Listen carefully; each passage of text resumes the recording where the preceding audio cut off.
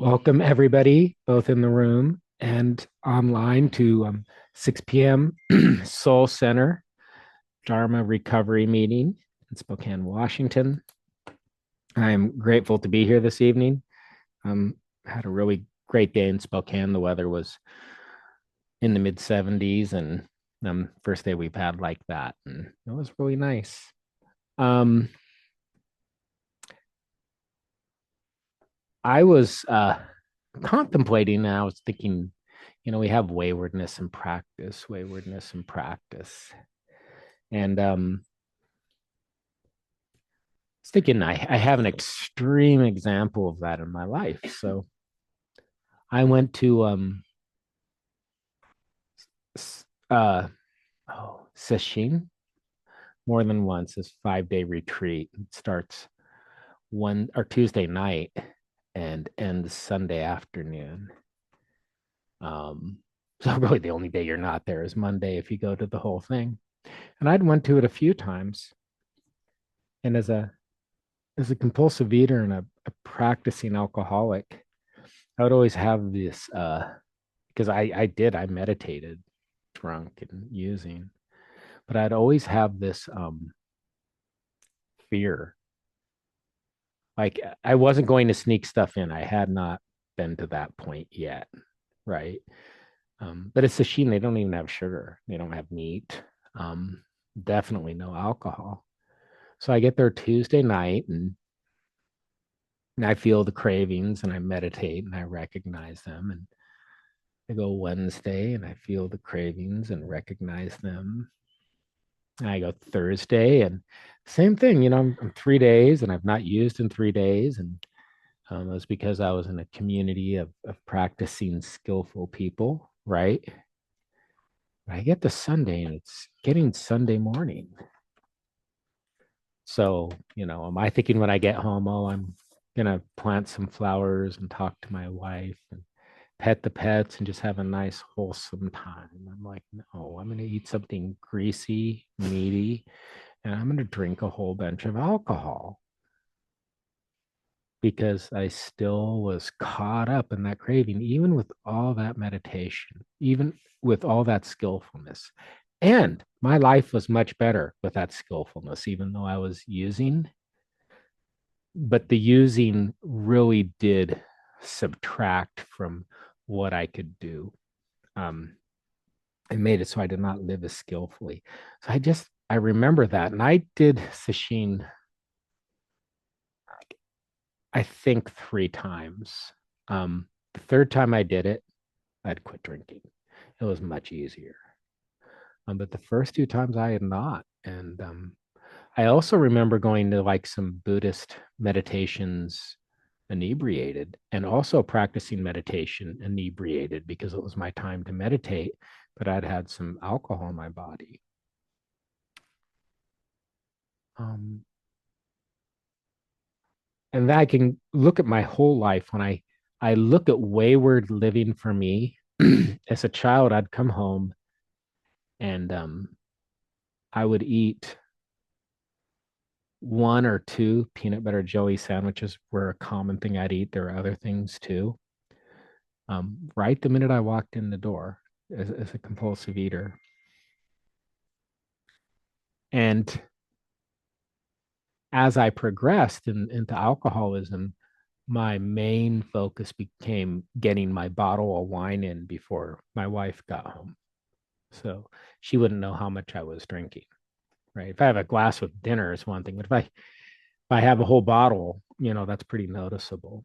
So I would really be focused on getting home and getting that bottle of wine into me. Um, Also cigarettes. I was a big smoker. I got to quit smoking in 2004 and I'm so glad I did. But I remember getting out of work as a teacher, getting into my car, driving away from where I taught and lighting up one cigarette and then lighting up the second one, jump starting because there's no I two right in a row because I wanted that cigarette so much. And it had been, probably since lunch since I'd had a cigarette last. Um, I remember using those things and the damage they did to my consciousness and my body.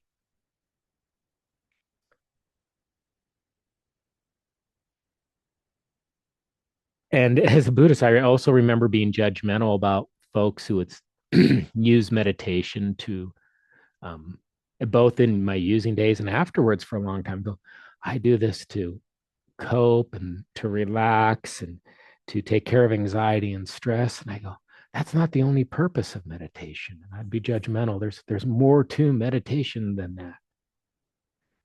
And then I thought, after coming home and drinking a bottle of wine many years of my life, or coming home and eating one or two peanut butter jelly sandwiches, right walking in the door many days of my life, after many years of my life, lighting a cigarette the minute I entered my car, making sure I got that last cigarette in, the last puff right before I'm heading into my work site.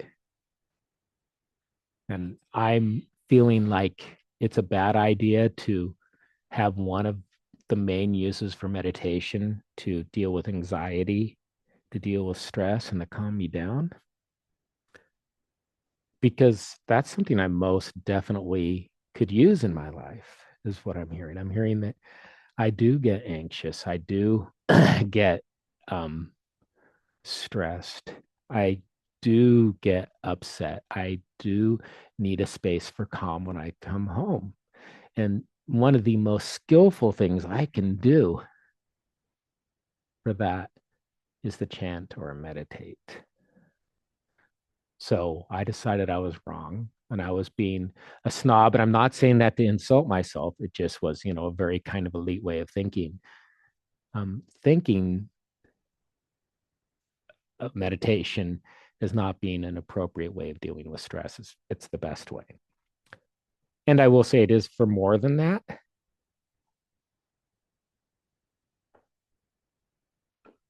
And it does just help me de-stress. So when I get home now, sometimes, and I do feel that way, instead of now I can do a lot of screen time. That's something I do that's not very skillful. I'll get on Facebook and try not to yell at people, or I'll watch TV, or play. I do crossword puzzles. I don't do video games, but it's still like an escape for me. Um, I will do those things a lot. And there are some very skillful things I do when I leave work and I feel that way. If it's been a really, really crazy day, um, I have, and it's not like I do this every day, but I've rolled down my windows and just screamed. That's a really good way for me to experience that emotion fully and just not let it harbor itself in my body. I just scream. And I do worry that people may think I'm crazy a little bit because I can scream pretty loud. But not too much. I just go ahead and do it. And there are other things I do. So I just want to spend a little time going over a few things. And I do chant. I probably won't chant as much tonight, but I do chant. And that really does help me too. I'll chant and then I'll have quiet meditation afterwards. But if everyone can just get comfortable and close your eyes, I'll just show you a few things I do that are skillful that do help me deal with the stress. And if it is intense, I do think screaming's good. My wife like has a plastic bat. She uses that sometimes. She's probably going to be upset that I told people, but I think it's pretty effective for her.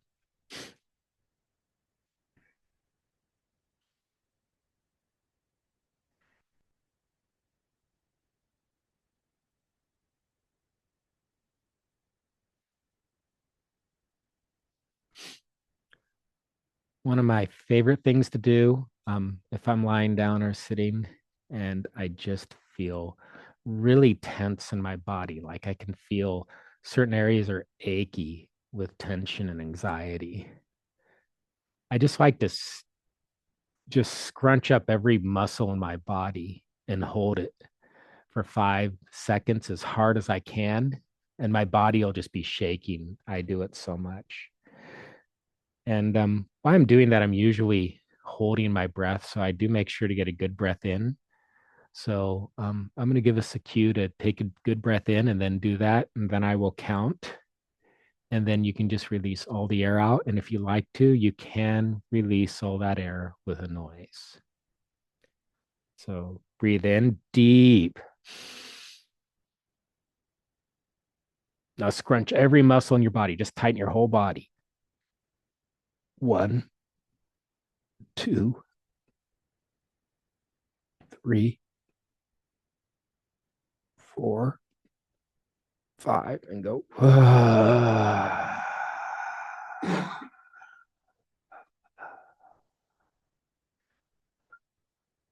Now just sit with a minute and notice how your body feels.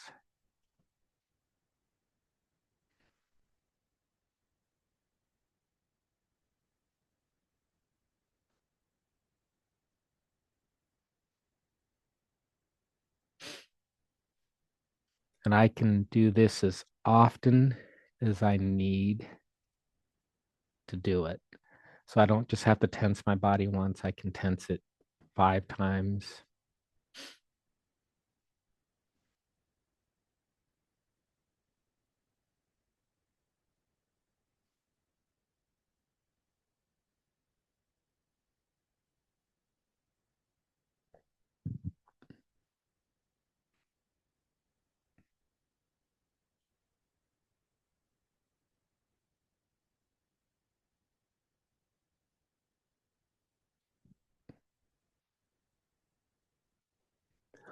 Another one, which is I like the body tense, is just a shoulder raise.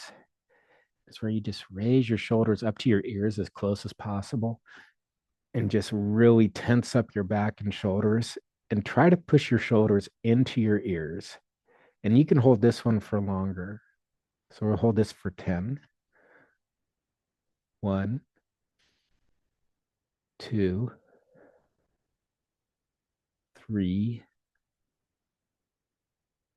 4, 5, 6, 7, 8,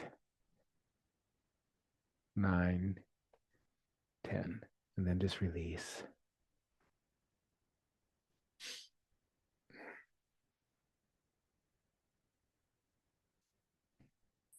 You can stretch your neck out a little afterwards if you need to.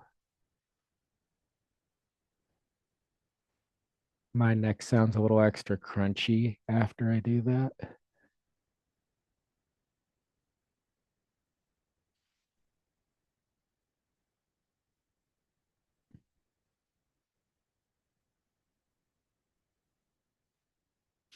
Take just a moment to breathe.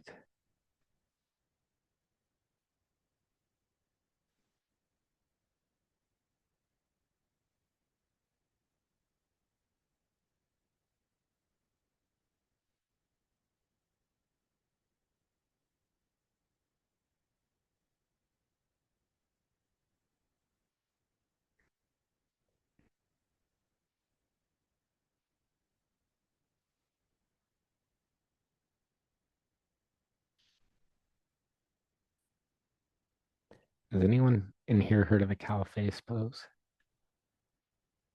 No? Take my glasses off. Okay, so this is a yoga pose.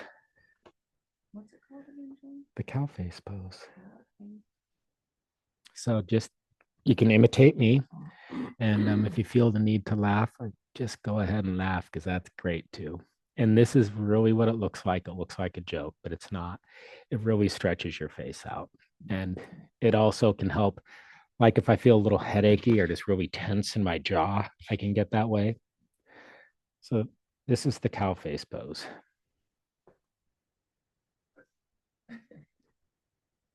So if you want to, you can try. You can even try like this if you want to.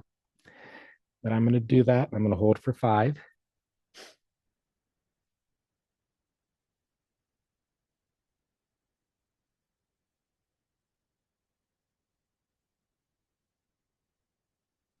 Okay, release. I love that it's funny looking. And when I do that, I do feel like less tension in my forehead and my jaw, just in my face in general.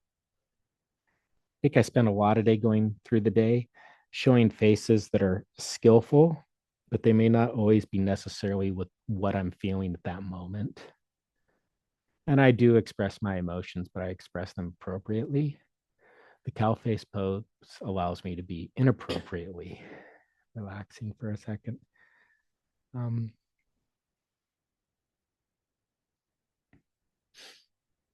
and one of my favorite ones is just to take a deep breath in, hold, and just release with any noise. And that noise can be ugly or embarrassing, but a noise that just where you relieve tension. So I give you the cue, just take a deep breath in and fill your lungs. We'll hold for 3 seconds and we will just release all the anxiety, all the stress we have from the day or the week or the weekend, even. So breathe in now.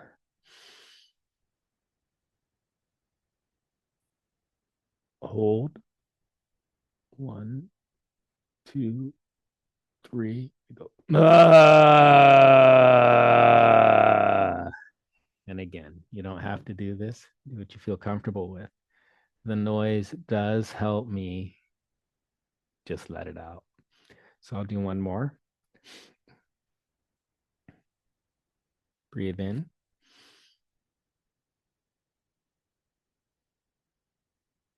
Hold. 1, 2, 3, and release.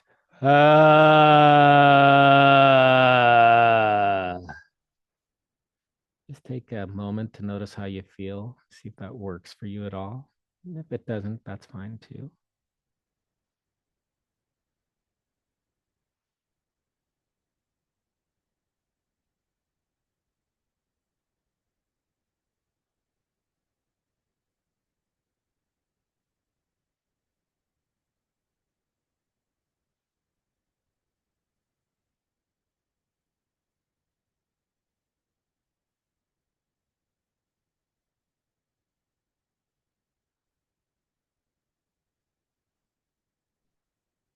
Now I can say that what I wanted to feel when I got home and would eat a big snack, when I got home and I don't know, would want to smoke marijuana or would want to drink lots of alcohol or have a cigarette. What I wanted to feel is what I'm feeling now, just from doing these simple little things, which is just open and loose. I can feel my body just buzzing a little and being alive. And I didn't hurt myself and I didn't hurt anybody. Um, and I don't think embarrassing myself is hurting myself. I kind of enjoy it actually. So, um, and I'm glad that I just have a new attitude that these skills can be used to become more peaceful and calm and happier. And that is a good use of the things we learn in Buddhism and psychology and every other thing that we use for our practices. So I'm just going to go ahead and we'll take 3 deep breaths and we'll close this up. 1.